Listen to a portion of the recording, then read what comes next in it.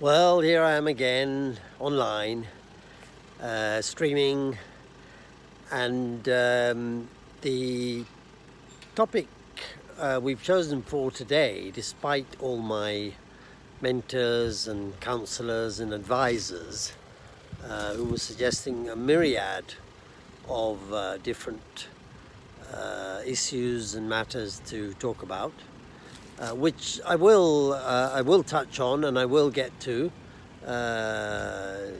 in the stage or in the course of time, of course, with all due respect to, excuse me, a little bit of background noise there, with all due respect to, as I say, excuse me, my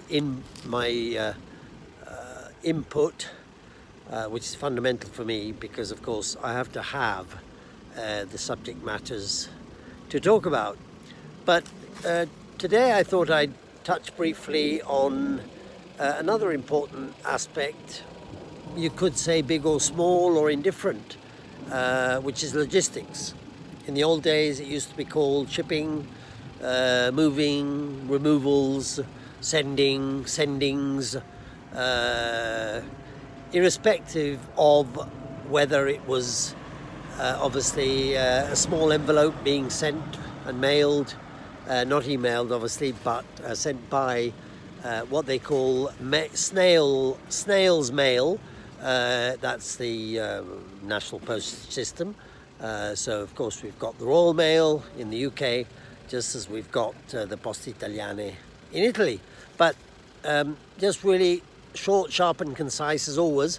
I think what I'll do is do it in two parts, and that is because obviously we're discussing yes, movement, yes, shipping, and of course we're talking freight, we're talking goods, we're talking people, but I think what I'll do for sake of ease is to perhaps, just one moment, I'll cross over into a quieter patch.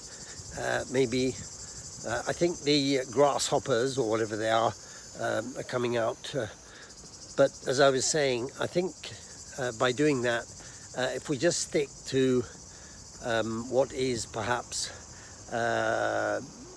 so as we can divide it, to make it simpler, to make it shorter, and therefore discuss and talk about on the one hand the different ways of shipping, and therefore that's why I want to divide it up and talk about shipping by road, by sea, by air, or any other form of transport. And I think if we do and we divide it and we stick to, for instance, the movement of freight or passengers and people by sea.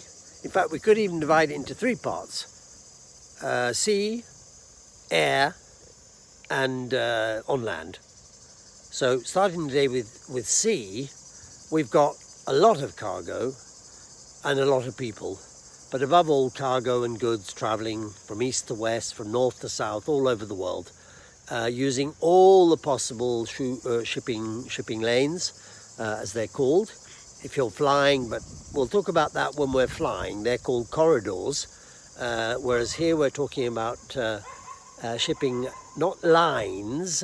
That's the shipping line, like Costa, like Evergreen. Somebody may recall quite recently there was that unfortunate incident in the Suez Canal, which blocked a great deal of traffic travelling from the Orient towards the west, and of course from west to east, which did cause a major hiccup in a number of things, because of course the Suez Canal was blocked, and rather than sailing or navigating round the Cape of Good Hope, South Africa, and going through all the perils that are involved of going round, quite apart from the time, because of course instead of it taking 2 weeks, it takes 2 months for the average ship to arrive from, say, somewhere in China to get to Amsterdam, to Rotterdam, or a major European port. So obviously all these questions have to be taken into consideration. There are tons and hundreds and hundreds of thousands of tons of goods being moved on a daily basis, on a weekly basis. Some people say that the Mediterranean as a sea is one of the most polluted seas due to the fact that, of course, there are so many vessels, cargo vessels, ships, apart from cruise ships, which are now starting up again, and they're just cruising around the Med or up the Adriatic or out into the Atlantic. But here we're talking cargo, mainly cargo vessels, and they're just traveling back and forth. They may be 200 meters long, they may be 200,000 tons, they may be 20,000 tons. It doesn't matter what they're shipping. They're shipping containers, but of course the containers could have a matchbox or a Rolls-Royce inside, or a Ferrari, or an enormous turbine, or a machine, or freight of any size, shape and value. There is, of course, the big aspect regarding insurance of the vessel itself, but also of all the goods being carried, which is often a very big aspect of the cost. There's always the time aspect, and if there are delays in delivery, this causes problems with the end user, or with, if it's a supplier, sending raw materials to the manufacturer, it causes problems. So as you can very, very quickly understand and get a very, very quick idea, the freight and shipping, let's call it industry, is enormous. It really is galactic.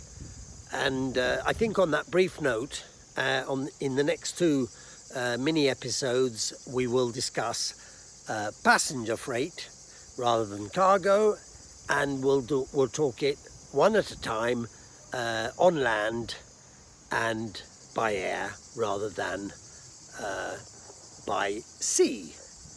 So see you later. Cheerio for now. Bye.